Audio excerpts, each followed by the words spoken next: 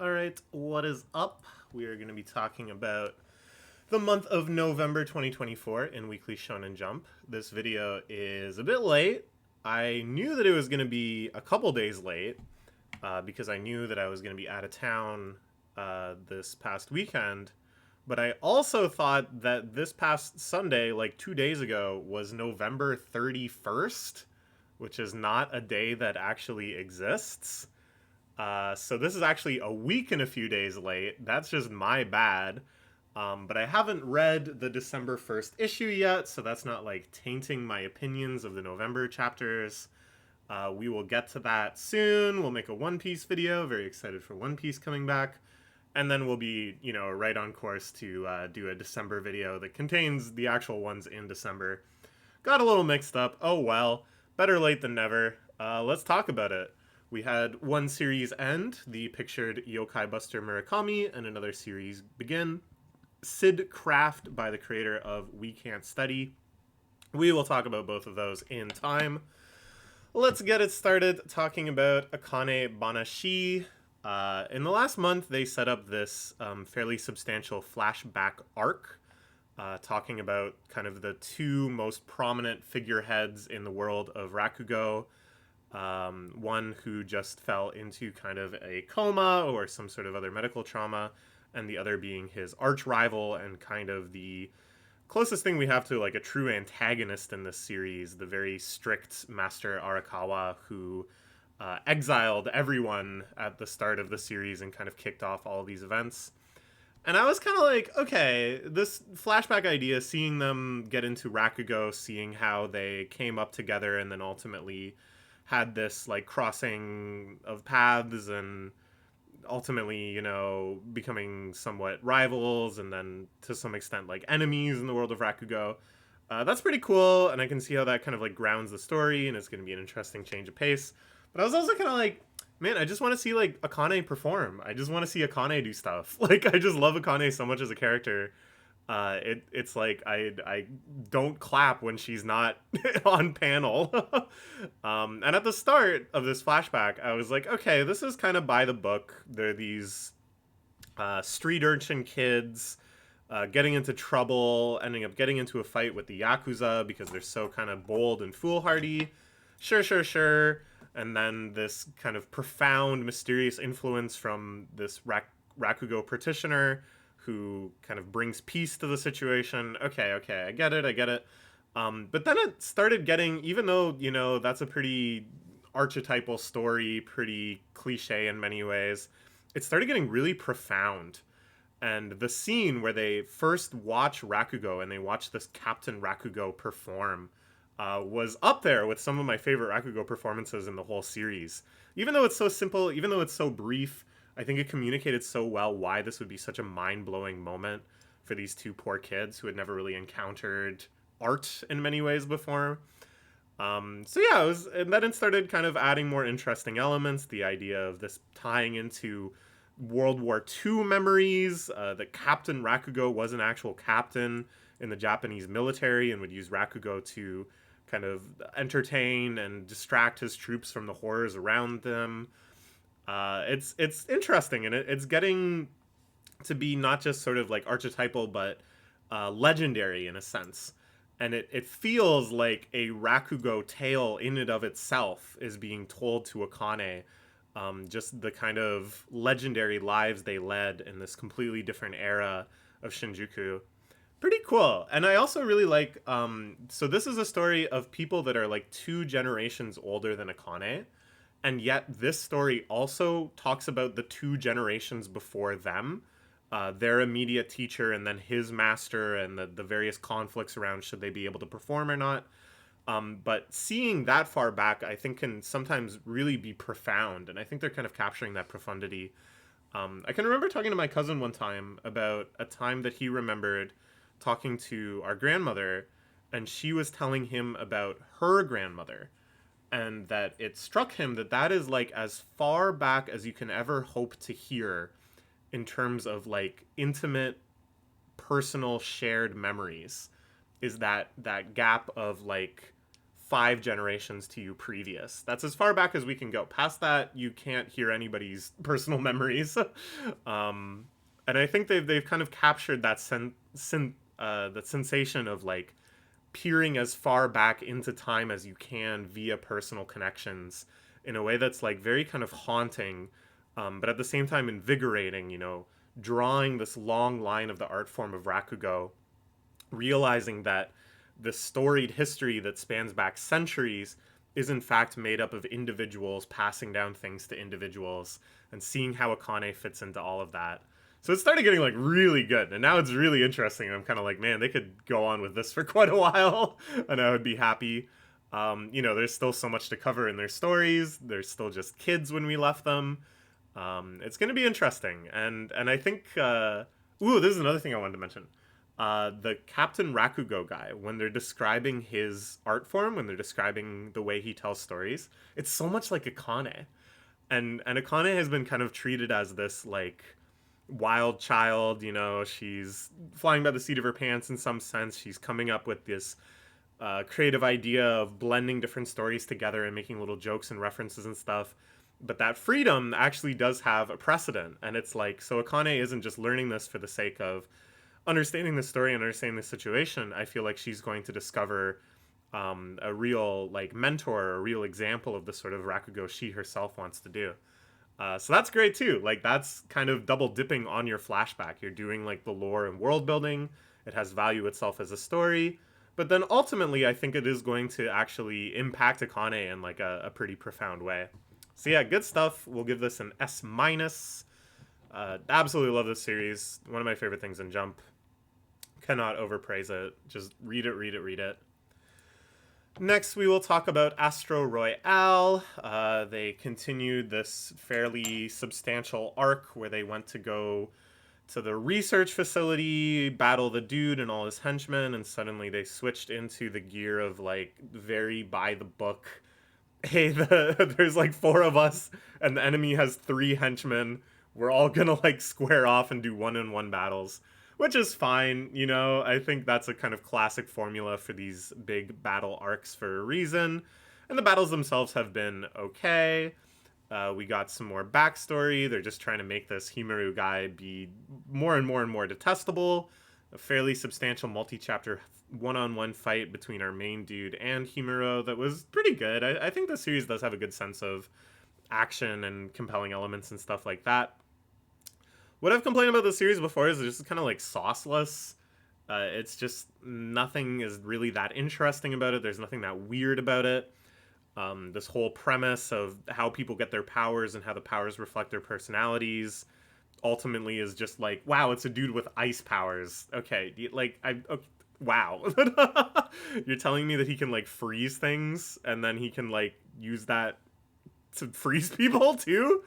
It's just not too much impressing me. And then the girl who can turn invisible used her invisibility power to refract light and make like a heat wave beam to counter the ice. And I was like, I think I have seen that exact scenario. Not just using your invisibility to like refract light as a laser, but using it to counter an ice dude's ability. I can't remember where. I think I've seen that exact like matchup in Battle Shonen before. So I was just like, okay, they're not reinventing the book here. They're not coming up with really anything that is going to stick in my memory all too much. But it's not bad either. It's fine. And then at the end of the latest chapter, they went for like a big swing. And I was going to say, yeah, I've kind of complained before that the series isn't weird enough. It's not doing enough like unique things. It doesn't seem to have much of a personality of its own. They're trying something now, and what they're doing is shifting gears rapidly into like a JJK or like Tokyo Ghoul or any series where the bad guy eventually turns into like a gross monster. Where, instead of, up until now, it's just been like guys punching each other and then using powers to punch each other harder. Now he's turned into some like weird powers ghoul that's really gross and has like tentacles and stuff. And I'm like, I don't really understand how that like works within the lore. Granted, I don't also really care how it works within the lore. I don't think that's really important. It's something. I'll see how they handle it. But again, it's sort of like You're like running out of ideas for your Yakuza with superpowers brawling series. So now you're just kind of like shifting gears, but to just another very cliched setup. But like I said, it's been okay. I'll give it a B. I think these battle scenes are some of their strong suits. They're just compelling and concise and punchy. So I don't know. Could be worse. All right, we'll talk about Blue Box. Last month I was kind of complaining about Blue Box. It felt like it kind of got the stupid disease, perhaps from proximity with Hima-ten. And suddenly we had extremely cliche, extremely contrived scenarios of like, my boyfriend got locked in the supply closet. What? This was supposed to be the smart series. And then all the side couple stuff with Kyo trying to make up his mind. It's not like bad, but I said before, it just kind of feels forced. It doesn't really feel like there's a sincere interest in like developing this character, but more just kind of like, well, we need something to do. Okay, so this month they came up with something I think a lot more interesting to do, where Chinatsu Senpai, her dad comes back, and she makes the very bold, and I think in line with the series' values, step of saying, hey, we're going out. We're living together, but we're going out. I know that's probably going to upset you, but I felt like I had to tell you. And after that, you know, I think all of the characters act pretty reasonably. Her dad at first seems maybe a little unrealistically callous, a little unrealistically villainous, but they build out his character nicely, and you realize that he is just sort of, in his own way, a little neuroatypical and socially inept, just like Chinatsu, his daughter, in her own cute ways, is a little socially inept. And it's like, oh, okay. And then the way they handle this whole situation with the father's disapproval of them living together, with Taiki being like, okay, I'll go live with your dad. He must not have a problem with that. Then you can still live close to school. I was like, that's fun. That's creative. In a certain sense, it kind of mirrors the setup of the whole situation. You know, this kind of unexpected living arrangement. And yeah, it's just been really fun. Like, I really like the character development of the dad. I really like the contrast with Taiki and him, and just this awkward way they're trying to connect and come to understand one another. I think it's a nice mix of kind of a contrived, silly rom-com-esque scenario. Hey, I have to live with my girlfriend's dad. This is going to be weird. With that kind of heart and emotional intelligence and character depth that I think makes the series so great. So yeah, this was a return to form for sure. I'll give it an A. I think this whole development with Chinatsu's dad could lead to even more good stuff. I think this series is at its best when it is very sincere and heartfelt and dealing with, you know, vulnerability and stuff within the characters, especially our main couple, and not when it's about I saw your boyfriend with another girl, aren't you jealous? I mean, obviously it didn't even work. I'll give it credit. It's not like she had a weird crisis of faith, but it's like those characters were trying to drag them into stupid rom-com territory, and they just barely escaped. All right, the Elusive Samurai this month had, I think, probably one of the most straightforward months the series has had since its very beginning. We had a time skip. We see all of our characters as teens. That's pretty cool. I think they're like 16, 17 now. I like their new character designs. Subtle changes, you know, but you get the sense that time is passing. And then it's a bunch more reunions, too, as they return to Sua? Yeah, they return to Sua, the setting of the beginning of the series. It felt kind of extra nostalgic for me because I had just been watching the anime, so the beginning of the series was very fresh in my mind again. And all of the characters from back in those early arcs return. It's, I think, an interesting quality of this historic grounding that it's like, well, these characters stopped being relevant for a while, you know, because the battle started going into different territories and stuff, and they were just setting up shop back in Sua. But they're still alive. They're still doing stuff. They're still scheming. They still had ambitions growing. And that just emerges naturally from the fact that they were real people that we're writing about.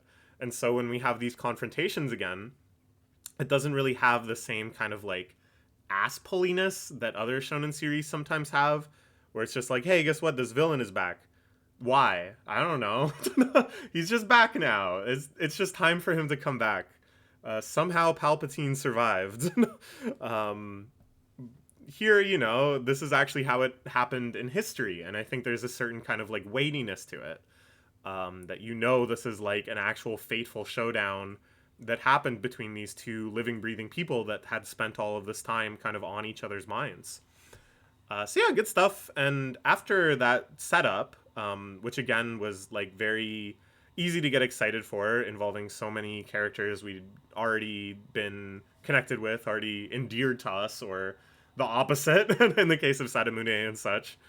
Then it was just like really nice, straightforward.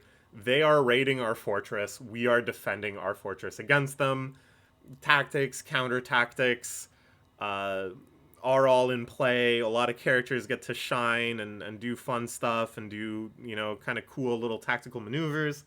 But there's no kind of like gray area to it. There's no nuance of, is this worth the sacrifice? At what point should we concede this battle and retreat? This kind of like shifting feeling of how loyal will this faction be because they're only loyal to this general, but if that general withdraws, then will they also withdraw, blah, blah, blah.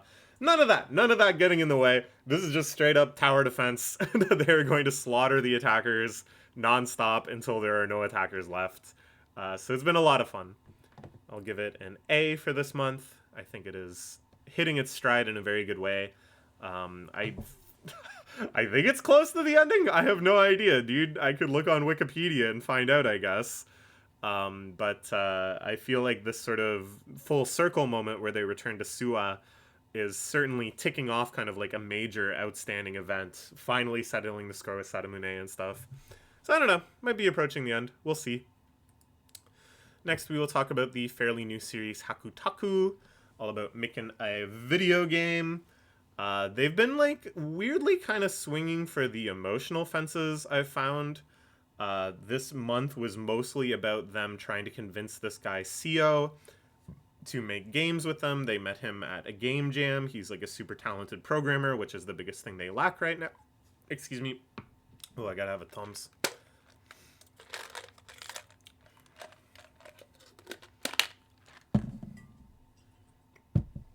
Is there any water left? Yeah. Thank you. Thanks, buddy. You just leaving this in? Yeah. Okay. That's what people have come to expect from the Keats the YouTube channel. Oh, I gotta take a Tom's break because of my curve.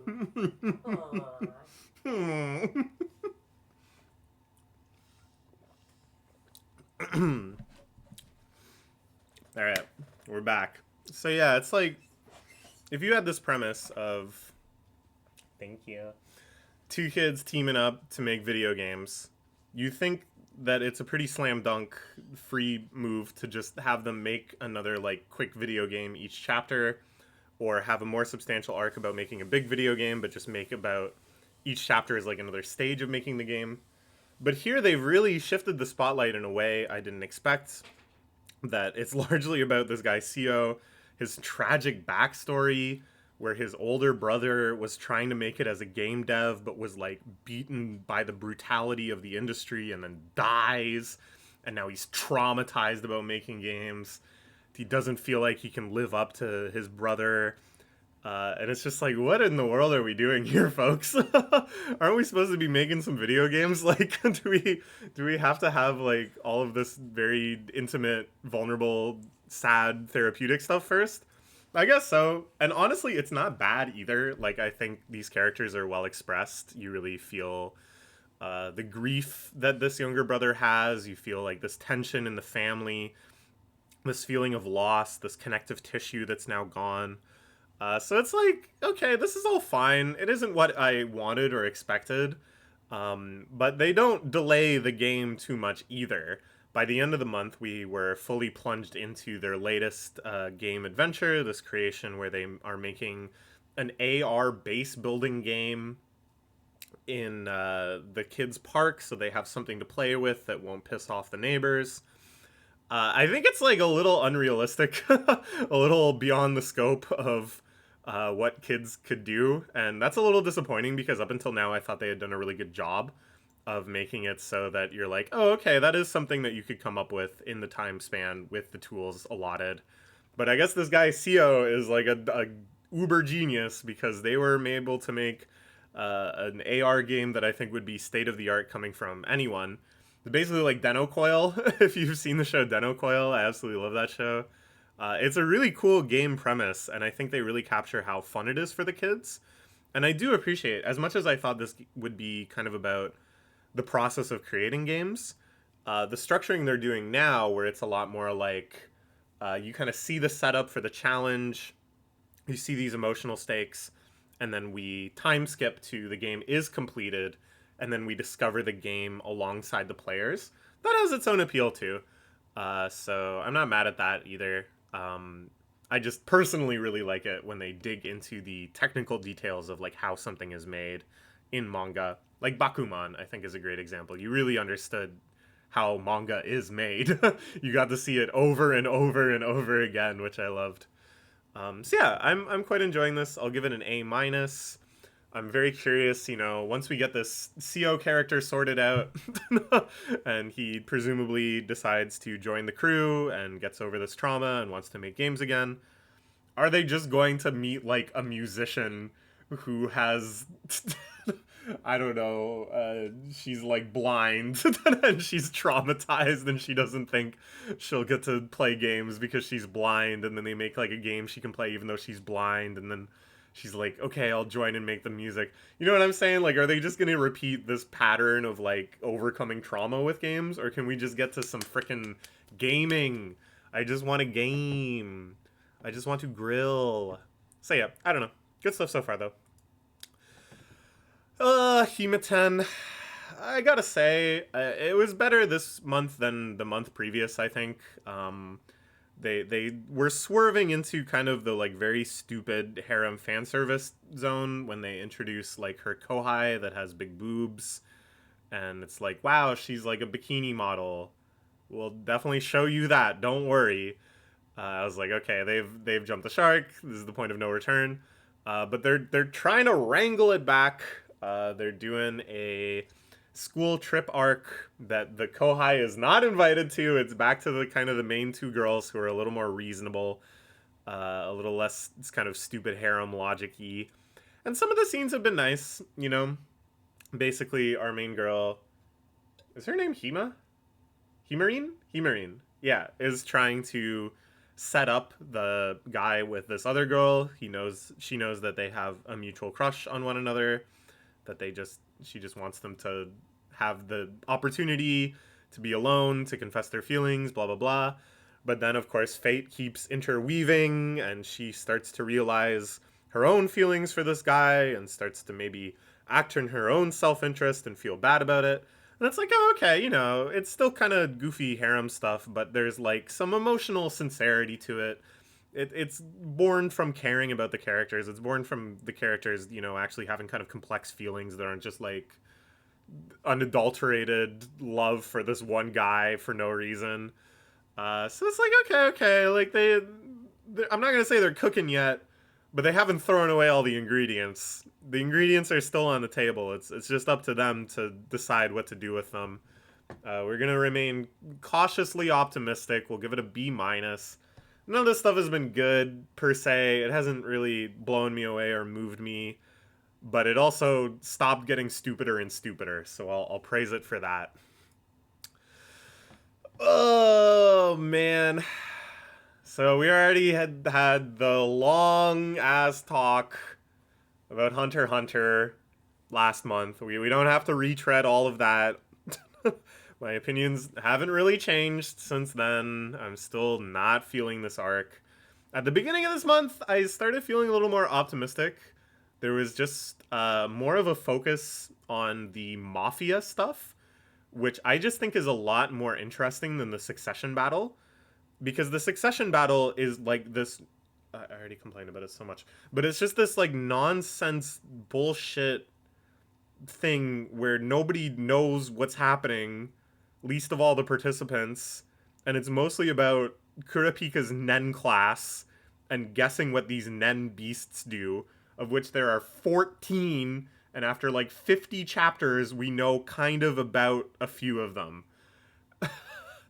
And it's like, I don't care about any of that. Whereas the Mafia stuff, there's 3 families, and they all just want to fucking kill each other. How are they going to kill each other? It doesn't matter. There's not some complex bullshit game they have to play. There's not a million rules and tricks and deceptions and mechanics. They're just wandering around trying to find each other's leader and kill the leader. It's like, that's a plot. That is like a thing that will happen. So the chapters that were kind of more straightforward and focused on that Mafia stuff, and then also the Phantom Troop and the Phantom Troop's involvement with the one Mafia family, that could be good. It's going real freaking slow. We only check in on them with them maybe once a year, it feels like. But those are characters that I like, that have like personalities and have ambitions that I can understand, are and involved with Cholo and Hisoka, other characters that I know and care about because they have personalities and do interesting things. So that, associating the plot with things like characters that have personalities, I've noticed makes it a lot more readable than instead associating the plot with characters who might as well just be reading the phone book to one another. Anyways, so the start was good. I also really, really liked that it actually mattered that they were on a ship for once. I think literally this is the first time that it's really mattered. At the start they were like, oh, we gotta stock all the medical supplies, blah, blah, blah, because we're out at sea. And then it just never, ever came up. They're basically just in a city. It's stupid. But they go down to the ship's engine rooms, and it looks, like, so cool. And I was like, oh, yeah, Tagoshi, he's actually, like, really good at, like, coming up with, like, setting design and stuff. He actually, like, has these cool, ambitious ideas for machinery and for the scale of things and for like grandeur of a big ship, and he's just chosen to not exercise that ability until now. Until like multiple years into this arc. So it was like, for a little while I was like, hey, okay, maybe the worm inside of his brain has died, and now he's just going to write like a story instead of like some sort of, instead of what the second half of this month was, which was such just absurd self-parody. It was so far beyond the pale that I felt like I was getting pranked. I just waited to turn the page, and the characters go, well, come on now, we wouldn't do that. That's ridiculous. So let me set the stage, okay? We have one of the 3 Mafia families, okay? Which, again, isn't even the point of this arc. That's just another thing that's happening during this arc, is this Mafia family battle. One of the 3 families, their leader, who is actually a secret bastard princess of this kingdom, has the ability to infuse other people with Nen, but they have to go around killing people to get EXP points, and if they level up enough times, they get access to a new Nen ability, which I'm sure for each and every new Nen ability locked, we will lose at least 1.5 pages to explaining how it works. None of that matters, though. She kidnaps someone who has a Nen ability that she thinks might be useful in this Mafia 3-way battle. Okay? They're trying to convince her to join up with this Mafia family. To decide whether or not she should join and what information they should reveal to her, they have her play a card game where each card represents a type of question, and then the other player has a set of cards that represent a type of response. I'm not kidding. And explaining the rules of this card game took an entire chapter, and then the next entire chapter was playing out maybe 4 cards of this card game, such that if they actually are going to depict this entire card game playing out, which I think is absolutely on the table. Again, I didn't read the December 1st chapter, so I don't know what happens, but if they're still playing that fucking card game, I'm not going to be happy. It's going to take like 5 more chapters of just playing this card game to determine if this like 5th tier character, this Z-list character, will join up with like a D-list character in her mafia battle fight. And here I'm saying that Gon and his dad and beyond the chairman's son, those are like A tier characters, and we haven't seen any of them in maybe 30 or 40 chapters. I've had enough of this series. It's becoming quite torturous for me. And even the chapters I like are almost like more painful because I'm reminded that Togashi is actually a very, very good mangaka who is an excellent artist and is very creative in his own ways. And then I'm also reminded that he must have like shot his editor in the head and somehow got away with this cold-blooded murder and now will take no advice whatsoever on reducing the word count of chapters or shifting the focus of chapters, trimming side plots, not introducing another dozen or so characters. The man is running wild. Perhaps his reputation has empowered him too much. You make some big hit series for Jump and they say, hey, it's our golden goose. You can shit wherever you want. And they're not even checking what's coming out the rear anymore. Let's move on. This is a nice series. Ichi the Witch. I've really, really been enjoying this one. I think the art is just gorgeous. The world building has been so much fun, feels very ambitious. This total fantasy land with all of its rules and mechanics that are just getting piecemeal explained to us where it's relevant in exciting ways and fun ways. And then the way that they are building up this story, I think, is really wonderful. They battle against the shark magic, and you think at first it's going to be another kind of hunter battle to the death. But instead, the shark is like a total fashionista, and she just wants to look pretty, and she'll only surrender if she feels pretty. And already my mind was blown because I'm like, oh, well, this is like an everything series. This is a series where literally anything can happen. They haven't staked in that it's about fighting or it's about magic or it's about anything. Instead, every fight could be totally different with a totally different challenge, a totally different type of depiction, a totally different skill set involved. And that's just wonderful. That's just somebody who truly is having fun with this world and wants to keep it as wide open as possible for all of the other ideas they have. Great stuff. Ultimately, our fledgling witch prepares the shark as sashimi, and she is so blown away by the craftsmanship, the artisan technique of preparing a fish that way, that he wins the fight. Fantastic. Some more world building stuff. You get to meet more of the kind of high level witches that are orchestrating the whole magic world. They're very fun, great mix of kind of badass in some sense, but they each have their kind of goofy quirks as well. And then they launched into this next arc where they're trying to capture the mushroom magic, which has been growing gigantic mushrooms all over a village. It thinks, to the benefit of humans, it thinks that humans love mushrooms, so this is a great favor it's doing, which I think is hilarious. And now they're engaged in this competitive mushroom hunt, the Witch Association member and Ichi.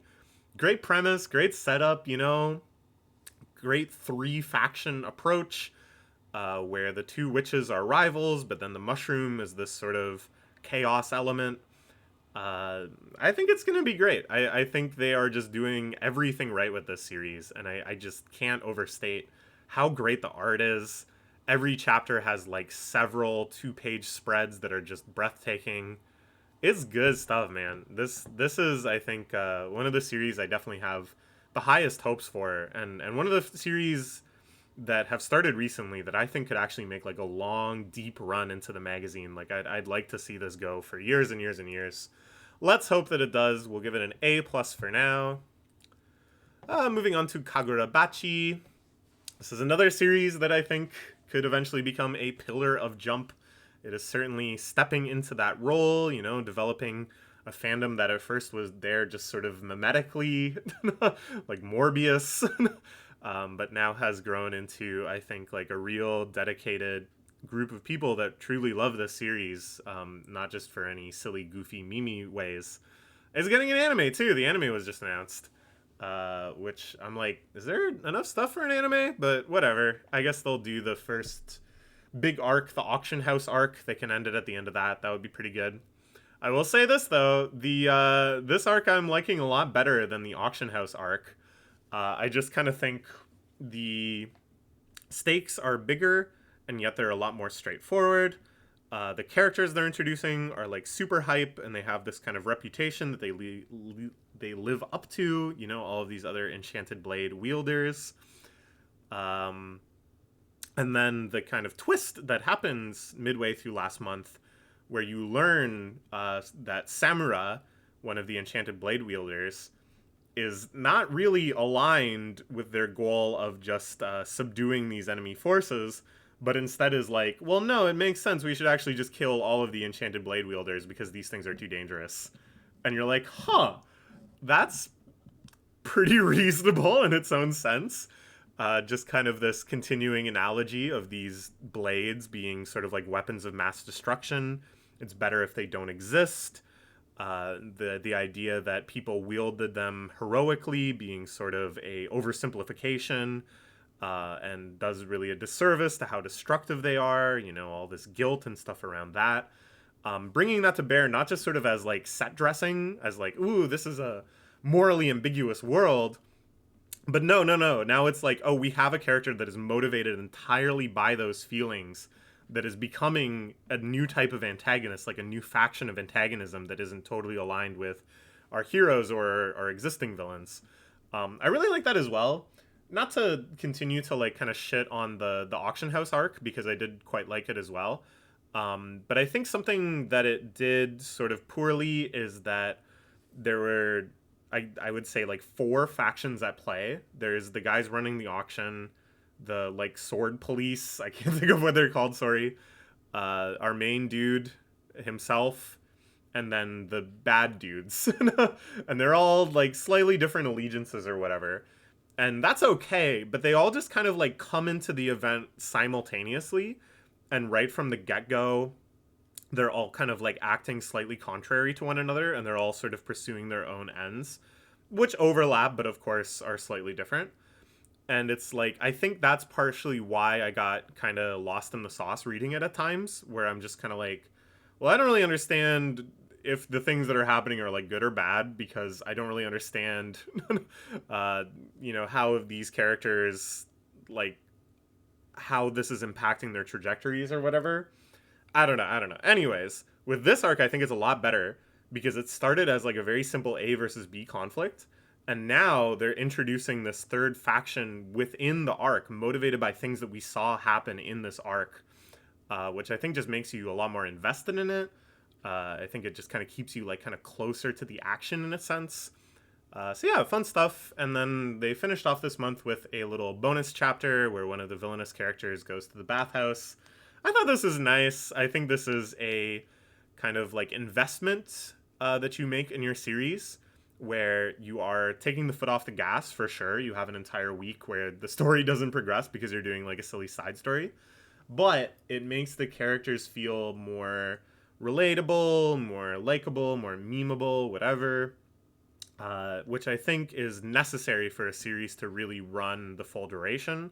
And when you have a series like this that is very serious, very intense, very tragic, very violent, you kind of need to make these like big lateral moves to have time to kind of have fun with the characters.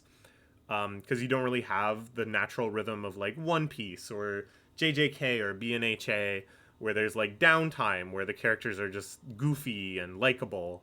I think, yeah. So I was like, oh, okay, they're doing this. Okay. Bold play.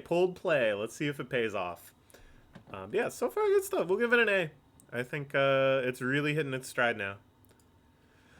Okay, Kill Blue. I've really had mixed feelings about this series.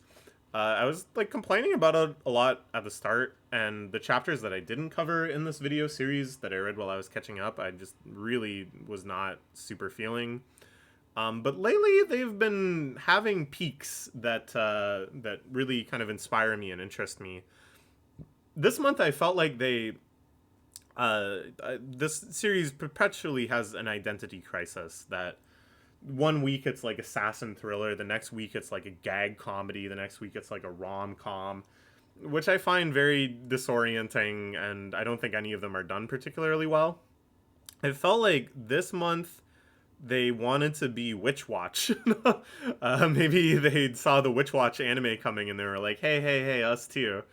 The first chapter where Ogami becomes obsessed with Fuwa-cure, which is like their version of Precure, I thought was great.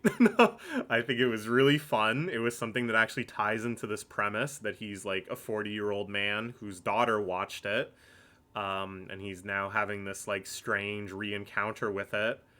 It ends with this extended Pulp Fiction parody, which I found very funny. And I was like, hey, they're kind of cooking with this one. And then I was just like, this just feels like a Witch Watch chapter, though. Like, the comedic pacing of it, the way they, like, set up big punchlines for the end, the movie parody aspect of it, the way they kind of, like, reveal Ogami's sudden obsession and, like, the depravity that gets to.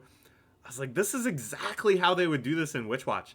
This is basically like a chapter where Morihito gets obsessed with Precure, you know?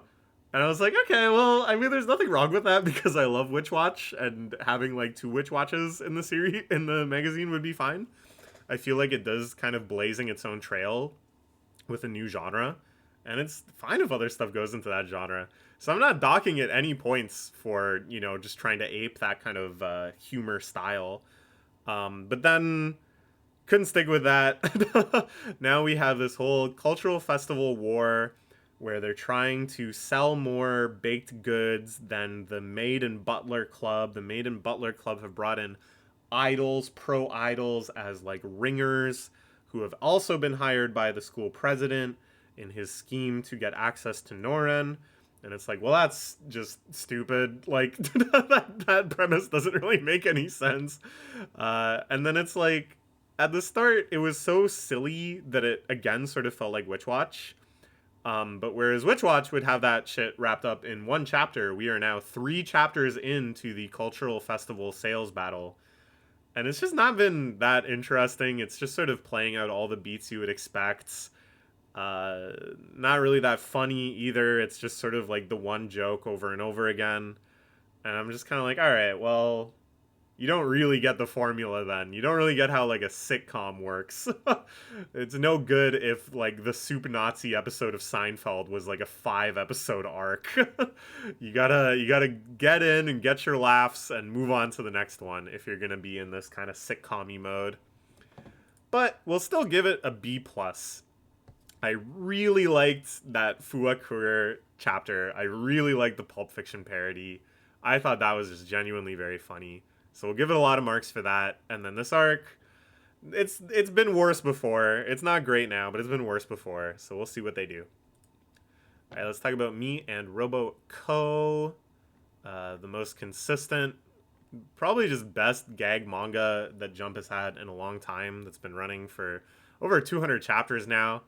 And this was like another really solid month. They just keep hitting homers, you know? The 4 premises where we had a town promo video where they're trying to make a town to advertise, what's their town called? Like Bermuda Springs. They decide that it should star Roboco. Ends up being a huge train wreck, as one would imagine. Very funny.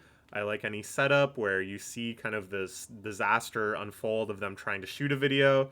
And then the ending is just watching the video and being like, yeah, that doesn't make any sense, but it like pays off a bunch of punchlines. Very good. Then we had a chapter where it's like, it goes back to this like core joke of the series, a running joke that's been there from the first chapter, where Kagurabachi and the other guy, the other friend, seem like they're bullying Bondo. They're like teasing him, but that they're actually saying like nice things, but they have like the framing of teasing, and they love this joke. They do this joke almost every chapter, and then we learn the origins of it. It's like finding out why young Sheldon says Bazinga. They're basically trying to temper Bondo's ego because they love him so much, but if they praise him too much, he gets really full of himself and annoying. And this chapter is all about him tipping over the point and becoming annoying, egoistic Bondo, which is very funny. Then one of my favorite Roboco chapters in a long time, where Roboco tries to draw a relationship chart, just kind of a hallmark of manga, especially long-running manga like this that have a ton of characters. You might see that at the start of like a Tankobon volume just to get you up to speed. And then, of course, in Roboco fashion, it becomes this very self-serving thing where everyone is in love with her, and Gojo from JJK is in love with her, and what's the baseball player's name? Shotai is in love with her, and she's just adding more and more people, and it gets more and more and more complicated. And again, it's the kind of payoff where at first you're watching her do everything, and then she kind of just like gets out of control. And then at the end, you have a big 2-page spread, which is the canonical relationship chart that she came up with, which to me is just a great punchline. And then another chapter that I really, really liked was talking about the gag manga contest that runs in Jump. And basically, it's another one where you get to see Roboco's manga, which is always just stupid parodies of successful stuff. That's always fun. And then it ends with this like very enthusiastic and sincere outreach to the kids that are reading this. You know, the Roboco target demographic is probably like 12-year-olds and me. But they're like, hey, even if you're a kid, the gag manga contest, it's only 7 pages. And for gag manga, even if you don't think your art is good, that doesn't matter. All you need to do is make the editors laugh, and we'll offer some feedback. The kind of gimmick with the gag manga contest is that, like, normally you have to make it into the short list of, like, 20 to actually get, like, feedback and contact and stuff. But with the gag manga, they made the floor way, way lower. And it's, like, basically, like, 1 in every 10 entrants is going to get, like, consultation with the Jump editors. And they're just like, hey, why not try drawing manga? And I was like, man, that's beautiful. Man, the manga industry is so cool. Like, can you think of any equivalent thing here in North American Western media where, like, a 12-year-old could conceivably, like, win a prize and win the attention of the editors of the biggest imprint of that medium in the entire country? No. It would be absurd to think of that. It'd be absurd to think, like, that the barrier for entry would be so low for anything. So I was like, oh, that's good. I'm glad that Roboco highlights stuff like this. I'm glad that they have very brief moments of sincerity when they're talking about this sort of thing. Because, like, I don't know. I'm not going to say that mangaka have, like, idyllic, utopian, beautiful lives. But I think art thrives when everybody feels like they could do it. When people don't disinclude themselves from step 0 and say, well, it's not a viable career. I'll never make it. I'll never get lucky. I'll never have the connections. That's bullshit, you know? I think all of our best movements and scenes and stuff are born from every individual person thinking, I can contribute if I want to. All it takes is the desire, and I can put my foot into this. I can jump into this arena. And that's something that's very true for manga. You can make a doujinshi and sell it at a festival that will attract tens and thousands of people. You can show up at a manga editor's office and have your work looked at. It doesn't matter who you are. It doesn't matter who you know. Anyways, so yeah, we'll give Roboco an A. Good stuff.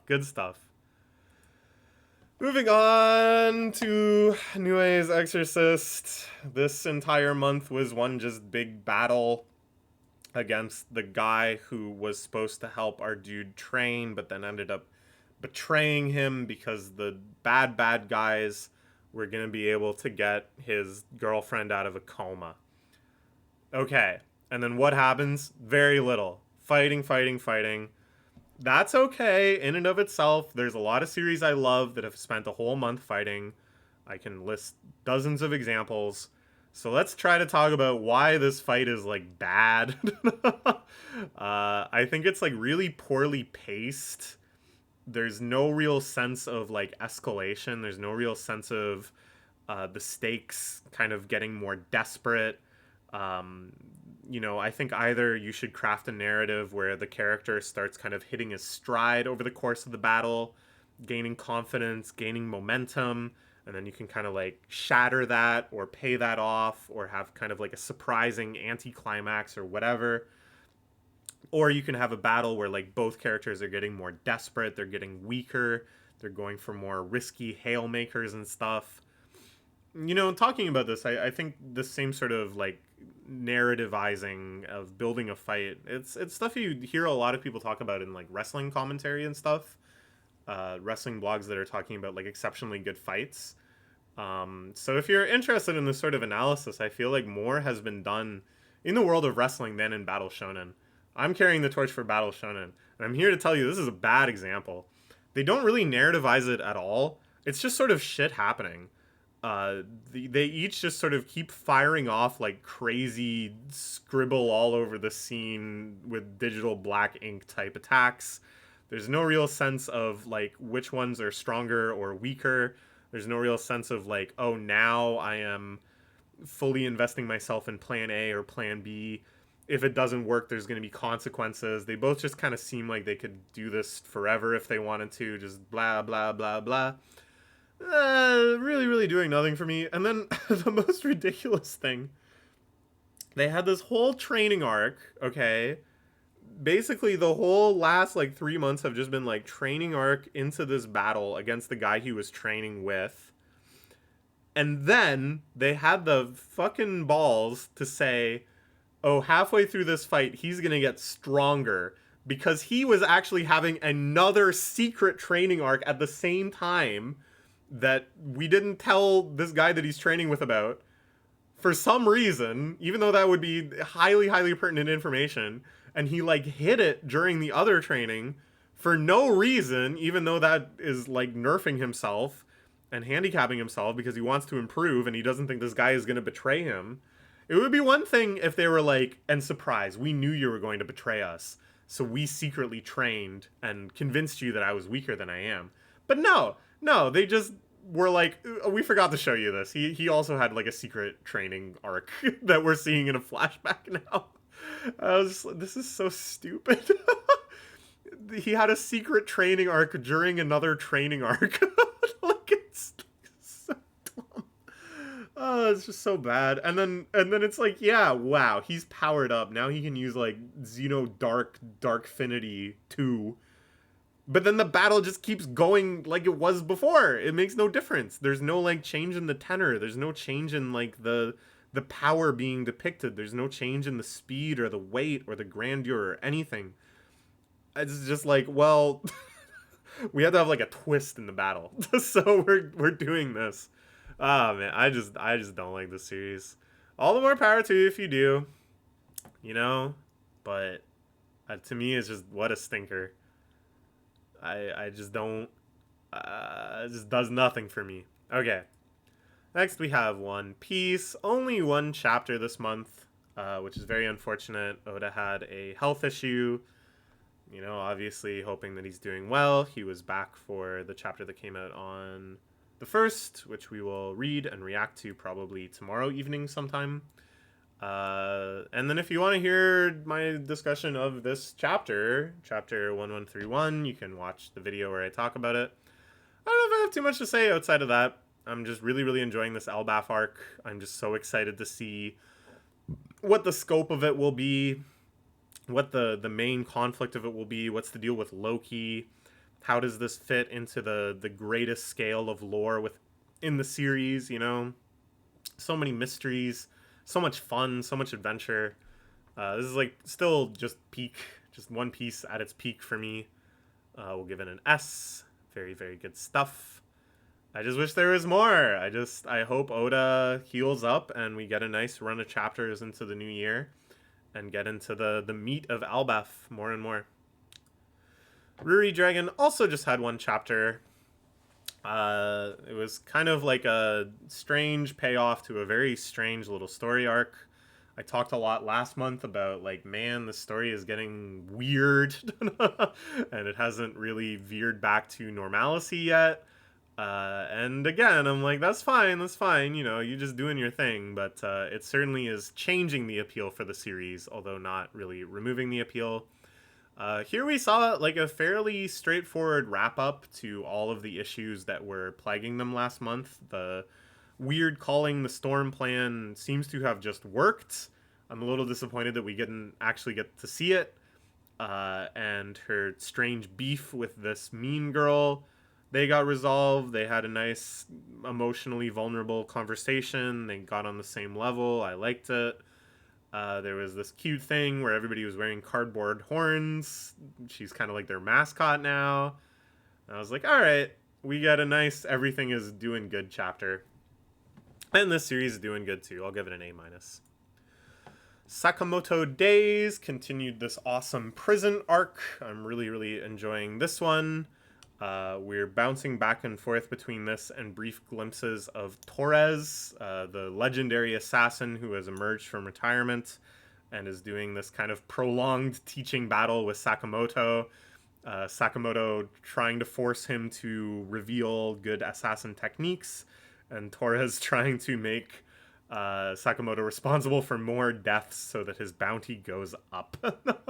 It's very, very silly, and I really, really enjoyed this chapter where Torres is welcomed into the Sakamoto family home and witnesses Sakamoto cooking and is like blown away that he has never encountered domestic life before, and he is like in awe of the incredible technique and artisanship that goes into all of these like very minor domestic things. And I was like, oh yeah, this is kind of like the whole theme of the series, right? That Sakamoto is a family man, but he hasn't lost his edge, that everything is a weapon to him. And I was like, oh, this is kind of neat, because it's like Torres is getting an insight into Sakamoto's ability, and then in turn may reveal some sort of cool breakthrough for Sakamoto too. Meanwhile, down in prison, this whole stuff with Shin and Tenkyu and stuff. I think Tenkyu is just an awesome character. So depraved, so freaky. Just the gap between his friendly, bubbly demeanor and his like very cold, heartless, calculating ability to kill. You know, kind of breaching one of the sacred cows of the series and just being like, well, yeah, my plan is to kill Sakamoto's wife and daughter. Like, why haven't you guys done that yet? That makes a lot of sense to me. I think really underscores just kind of like the uniqueness of this character. The way he fights is awesome. This whole battle against him has been super, super cool. You know, I'm still saying it. This is like the best action scenes in a battle shonen maybe ever.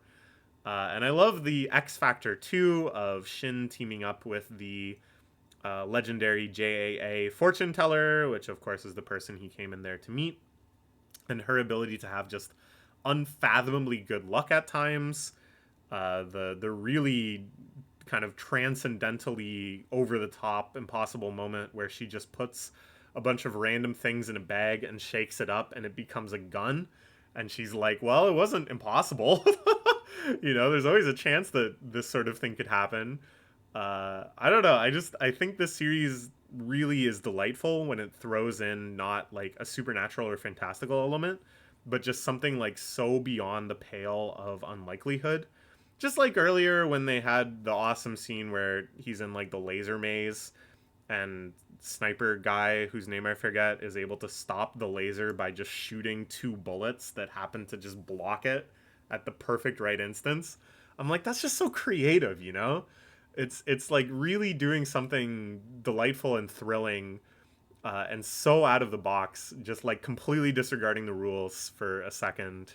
Really good stuff. It will get an S this month. I think this prison arc is just really cooking. This whole stuff with Torres is really great too.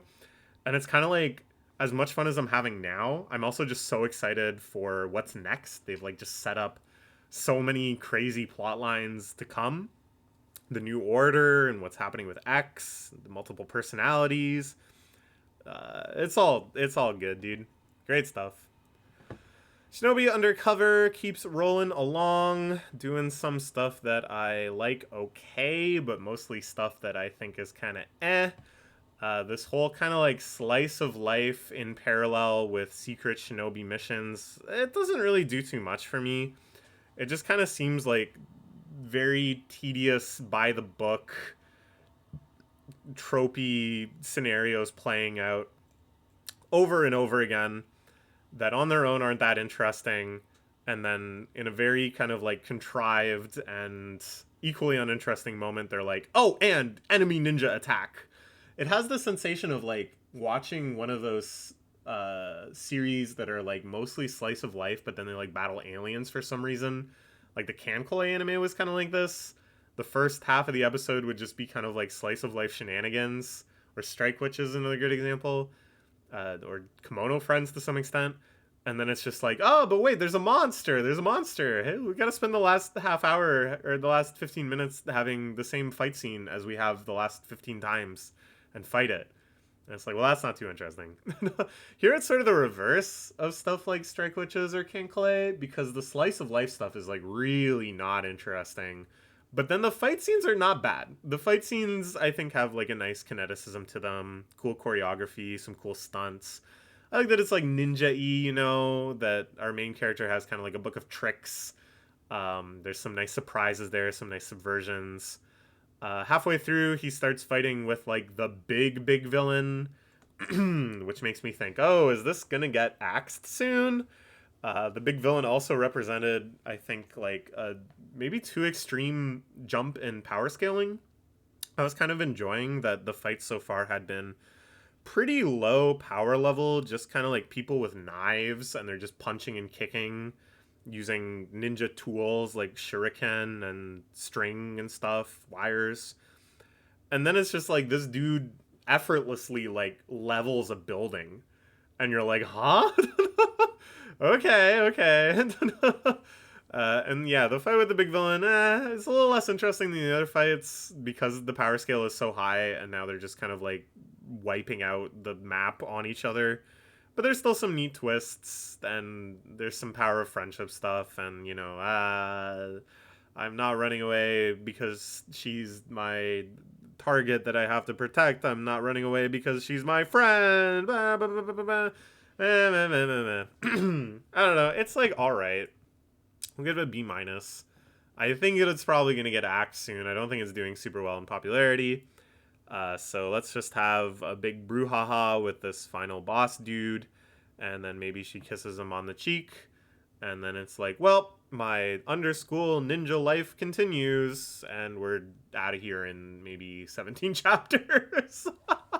I feel so callous, but, you know, it's what reading Jump does to you. We'll talk about the Super Psychic Policeman Shojo.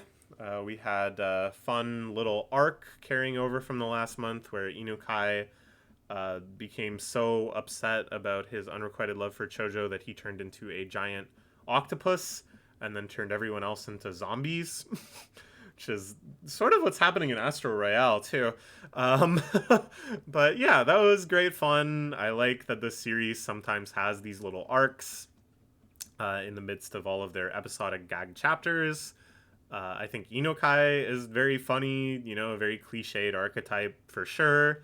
But I think the fact that they made Chojo so degenerate and so unlikable and so misanthropic, to have this sort of like super doting character becomes like funnier in that contrast. So I liked Inukai getting the spotlight. And then they dove into why is Inukai so obsessed with Chojo.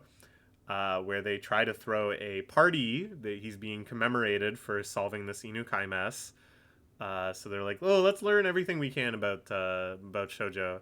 And you find out that he used to be like a really kind of cringy, over the top, I'm going to be the hero of justice, doing very like Chunibyo type poses and stuff.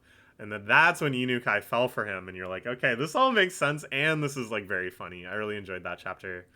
Then we had some more standalone chapters. The Ojo-sama character that's also obsessed with Chojo came back, had a gaming competition with our recurring Yaru friend character, who's like a gaming gaming expert and or master, but not masspert or expert, as I briefly tried to say.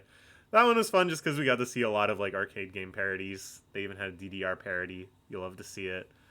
And then another character got introduced who may become recurring, a police inspector who comes to clean up the depravity at their station, but of course is like secretly a pervert who's like wishing for all this stuff to happen.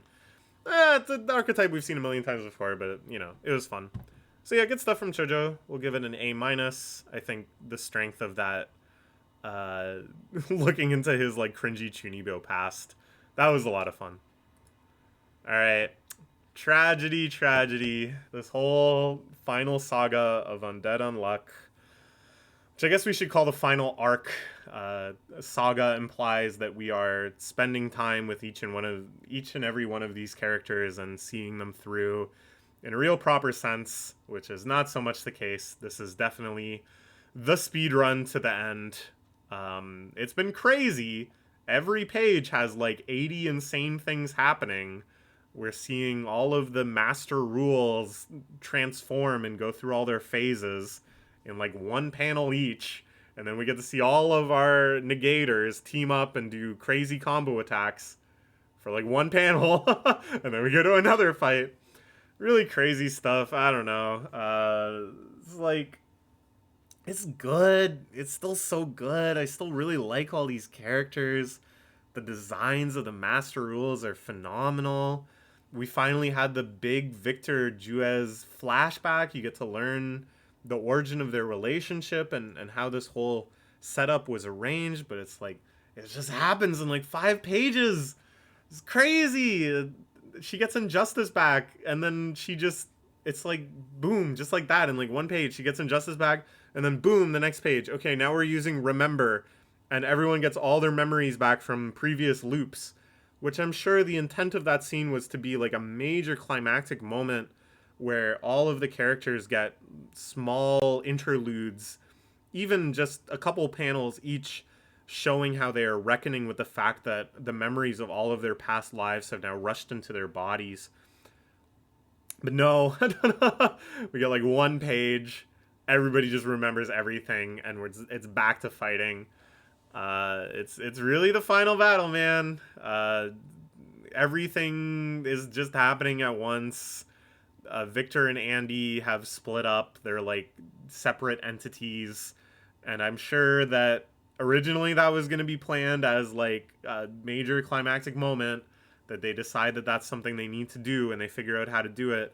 But here it just like is already happening, and they make even like a meta joke about like well, that doesn't make any sense. Oh well, it's the final battle. We don't need to worry about it. It's like, it just seems so obvious that they had another year, 2 years even, planned out for this final battle, and now they're being told to wrap it up probably by the end of the year. And it's sad, man. It's sad, and this has happened to so many Jump series before, and I'll be complaining about it every month until it's over, which might be next month, whatever. But I will say that this series has leaned into it better than most. I think the meta jokes about this being the speed run and things not mattering because it's the final battle, those are sad, but they are funny. And I think this series is well suited to embrace the very like manic, chaotic energy of being like, okay, we are going to compress 30 planned chapters into 17 pages this week. We are still going to show you every form of all of the major villains, but it's all going to happen in like 1 panel each. I think this series in its own way, it's very suitable that it's so crazy, so over the top right here at the finale. And like I said, it's all good stuff, man. I love these characters. I love the ideas of this series. I love the way the fight scenes are depicted. I love everybody's crazy powers. I love the hugeness of Soul, the final boss. I just wish we could have spent longer with it. Alright, we'll give it an A+. Looking forward to the big finale. So, speaking of speedruns, this is sort of a similar situation. I was really, really enjoying the series. I thought it had a lot of great potential, great art, great comedy, great world building, great character development, a very unique kind of both charming and goofy, but also pretty hype at times sensibility to fight scenes and powers and power scaling. And I was like, hey, this might be hitting its stride. And Oda gave it a shout out, and that actually counts for a lot among Japanese manga buyers. I think there's a big constituency that have stopped reading the magazine week by week, but are still generally interested in shonen, and are probably still reading One Piece, maybe online or buying tankobons or something. So when Oda says, hey, check out this up-and-coming new series, I think that actually does steer a lot of people into it. despite all that, I started really feeling like, uh-oh, maybe this is going to be the end. Because all of a sudden, this sort of like hinted at situation where, uh-oh, somebody managed to summon like an extremely strong demon. They summoned the Demon Lord, the much ballyhooed final boss. Somebody who can't really be usurped as a final boss. He is the Demon Lord. And right away, Kiyoshi starts fighting him. And I was like, uh-oh, this feels like another speed run. This feels like they came up with a contrived situation to just warp the final boss in 15 stages early and have our main character fight him. And it's like I was invested in that fight in a way that I can never remember feeling invested before, where it felt like as much as I love Kiyoshi as a character, as much as I was like kind of cheering for him as you do reading Battle Shonen, I was also like, man, if you just beat him, the series is gonna end. There's not gonna be anything more. So I was like cheering for the Demon Lord too. I'm like, don't get beaten, don't get beaten. You gotta keep the series going. And I wonder, I honestly wonder, like, if this was the critical month where they needed to kind of boost sales a little bit, or else it was gonna get the axe. Because it really felt like they were setting it up that, oh, if this is the end, this is the end. He beat the Demon Lord. But no, thankfully, happily, it wasn't the speed run, or at least it's the 100% speed run and not the any percent speed run. They fight to a stalemate. The Demon King dissolves back into hell or whatever, and our adventures continue. So very happy with that. I'm really enjoying this series. I want to see it flourish and continue. We'll give it an A+ as well. Next, we'll talk about Witch Watch. Oh, baby, Witch Watch was cooking. The plot happened again. Do you remember that this series like has a plot? That there's like a reason for all of these shenanigans? That there's like stuff they're doing and there's threats? Also, do you remember that this series had a major side plot about the in-universe manga Uran Mirage? Which has been described in some detail, and we've even seen full chapters devoted to Uran Mirage chapters, which are very fun. And we felt like, oh, okay, I understand the role of this in the story of Witch Watch. It's mostly about the teacher and that one student who's like obsessed with it, and their journey to make doujinshi together. I get it. That's fun. Whatever. No. Our main plot, dealing with like the resurrection of the ancient witch Jura, and the reason Morihito has to protect, why the Witch Watch exists, and all of this stuff is actually intimately tied in with Uran Mirage. That Uran Mirage is based on the stories of the generations past of these protectors. Oh my god, I can't believe they did that. That's crazy. That's so funny. That's just so, like, what? Like... Were they really planning on doing that the whole time? I doubt it. But that's so creative to weave together such disparate plot elements in a way that isn't just like funny, that isn't just like what the heck, it isn't just like surprising and weird, but like builds hype for the plot that makes you get super invested in the plot again, because now you like understand that it's relevant on like 18 different levels. And then yeah, we're back in plot mode. It's like full on genre switch. It's back to a battle shonen, a total flashback. You get to see all of our main characters' dads. You get to see their teacher when he was a kid, bringing back so many different plot elements. I love a good shonen flashback where you get to see like main characters' dads and stuff, and it's a mix of like things you kind of knew about, and it's satisfying to be like, oh yeah, it makes sense that he would be there, and it makes sense that we're seeing like the things that we already knew about him manifest. But then also like some surprises, and we don't really know where this is gonna go. Like, we don't know what the ultimate impact of this flashback is gonna be yet, and we don't know if we're gonna like launch ourselves out of this flashback into current modern day plot and danger and resurrection of the ancient witch Jura and all of that stuff, or if we're gonna get through this flashback and then it's gonna be like another 20 chapters of like, Morihito bought new jeans. And, we cast a spell that made everyone's mouth full of chewing gum all the time. Everyone's naked again for some reason. Like, I just love this series so much. They're just having so much fun. I can't wait for the anime. Anime is going to be a banger. Great stuff. Gets an A+ again. Really becoming one of my favorite things in Jump. It's just so consistent, too. Which is weird to say when it switches genres so dramatically at times. But when it's a battle shonen, it's a good battle shonen. And when it's a comedy, it's funny. What more do you want?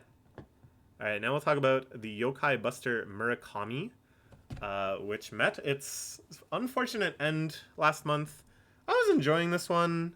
They put it in the perma last place position, where it's always at the end of the magazine, which they've done in the past with some more kind of like kid-friendly gag manga, just to help kids find it more easily and to just sort of take it out of this like race, this sort of battle for table of contents positioning, because they're like, it marches to the beat of its own drum. We're not going to worry about it needing to get super popular. It just has to be what it is. And I'm like, okay, great, because I was liking it, and I hope that it had, a stable future with Jump. But I will say this, I feel like it kind of lost sight of what it was. They had a great idea for the formula. Murakami encounters yokai. You learn about all of the lore of the yokai via the yokai boasting about all of its folklore and talents and things that it's been depicted as doing. And then Murakami, one by one, dismantles those arguments and says, that sounds creepy, that sounds embarrassing, what's the point of that? And just roasts the yokai until it is so embarrassed that it is subdued. I think that is a premise that could last 100 chapters or more. There are so many yokai in Japanese mythology. They all have such funny, silly things associated with them. It just writes itself. They could have just phoned that in again and again. And I guess to some extent I admire that they didn't. That they really tried to expand the scope of the story. They tried to make us more invested in the characters. They tried to build this more dramatic arc. Of course, it's still a gag manga, so it never got that serious, but it did become more substantial, trying to escalate the power levels, trying to increase greater threats and stuff. And in the process, making it so that, we're not really talking about yokai anymore. Now we're talking about like original monsters that fit into the structure of the yokai school or the yokai Elite Four or whatever. Now we're having Murakami criticize the character designs of the yokai extermination high council. You guys are too cliche. You got to diversify your stuff. It's like funny, but it's just sort of this like very broad seeking to kind of show a range of capabilities. Oh, well, we can have kind of like rom-com-y elements. Oh, it's not just yokai. There's stuff that's making fun of like current social trends. We're going to have like original characters that are silly and goofy. They don't all have to be just like one-shot yokai. And it's like, okay, this is all fine, but it really was just like fine. And instead I just wanted yokai. I just love yokai. I think they're just so cool. And I would guess that maybe this series really could have run a lot longer if it stuck to that formula. I think a gag manga should not be penalized for being like repetitive. It just needs to be funny. And I think the root of comedy is in like patterns and in setting up variations of a joke and finding the humor in more and more situations from similar angles. It's not just about doing everything and anything. And maybe this sounds hypocritical because I was saying the exact opposite about Witch Watch. But Witch Watch isn't like a gag comedy. It's two different comedic modes, and this might take an hour to explain or more, so whatever. It's all good. The finale was fine. I liked the battle against the ultimate yokai, which was ultimately just befriending it and showing it how much fun it is to live as a human. Very nice, sincere, sentimental ending that still had a lot of silly goofs. It was very, very silly right up until the end, which I like. And just a nice, straightforward, happy ending that didn't have any, like, spiteful elements. Which makes me think that the mangaka can certainly get another shot. So we'll give it an A. Solid finale. Curious to see what they do next. We will talk about the Mission Yozakura family, which I put in the wrong spot alphabetically, but whatever. Stupid. What the hell? What are they flipping me off? He's flipping me off. Okay, anyways. We'll talk about it anyways. I guess because I have it in shorthand as Yozakura here in my, like, tracking document. I forgot that it's mission and not Yozakura. Anyways, okay, so we're in the big final battle. This final battle saga has been going on for a long-ass time, it feels like. I wish Undead Unluck got this sort of treatment, but alas. Some of this stuff has been okay. I think some of the fights were, like, kind of cool. Some of the powers, the true spring bloomings were cool. They had a nice variety in the fights, at least in kind of like their setup and their kind of emotional tenor and stuff. Even though a lot of them devolved into like blast, blast, brrr, my wave of whatever is countering your wave of whatever, you know, which a lot of shonen series kind of devolve into, but whatever. It's been like fine. The latest development of like the twins getting involved again makes sense to me. It wouldn't have made sense for them to just sit there the whole time, since they were such a focal point of like the latter half of this whole series. And their involvement ended up being like very uninteresting though. They didn't really get like fights or adventures or anything. They just sort of like uninterruptedly waddled over to the spot they have to go to do the thing. And I would describe this like super final ultimate climax as like a cutscene in a video game where after all of the fights, it's just like a QTE where you have to mash A. So, like, what is the setup here? The one twin has the ability to produce infinite soramine, or whatever it's called. And they have to channel the soramine into Momo via the other family head so that Momo's power of dreams can pull Asa out of Taiyo. And I think, if I'm following this correctly, after they pull Asa out of Taiyo, he won't have anywhere to go because his body is like gone. And that's gonna be it. That's like it. That's when they win. And so the big final climactic showdown is like her going up to like this corpse and going Burr! And channeling energy into it. And then Asa is going, you'll never have enough energy. Oh no. There's more energy. And it's just so like abstract. There's no like, you know, choreography or like action or impact or whatever. Like I said, it just feels like a cutscene, if that makes sense. There's no like gameplay here. It's just people sitting there and going, will she have enough energy? Oh no, maybe her energy will run out before the thing happens. I don't know. There's no stakes. There's no sense of the tension or whether or not this will work. Was this likely to work? Is this unlikely to work? Is this like a miracle shot? Is she suffering putting all of this energy into this? None of this is being conveyed at all. I imagine, though, even though I don't think this makes any sense within lore, once they rip Asa out, he will then infuse into, like, even a more powerful body or something. Maybe he'll go in, like, Kyoshiro's body or something. And then it's like, okay, now we're going to fight him. And, like, everybody fights him. And that's the actual final cutscene. Or the final cutscene, the final, like, climactic fight. Because there's no way this can be the final actual climactic fight, man. It's just, like... It's literally just her going, I'm transferring energy. I'm getting pulled out of the body from all the energy. Throw a punch. Shoot a gun. Do something. So we'll give it a C. I think it's going to end soon. And I'm not going to miss it that much. I don't think it's terrible. I don't think it's like the worst thing I've ever read. But a series that felt like it was constantly just sort of stumbling around, doing things kind of at random. And the ending really feels like that too. Alright, we will wrap this video up by talking about the new series that debuted this month. We saw the first 2 chapters. I mislabeled this, obviously. This should be chapters 1 and 2, but whatever. This is Sid Craft, Love is a Mystery. by the creator of We Can't Study, a very successful harem rom-com that ran probably for like 400 chapters. Ran for a damn well long time. I think probably one of the longest running sitcom or rom-coms since Nisekoi. So they're back.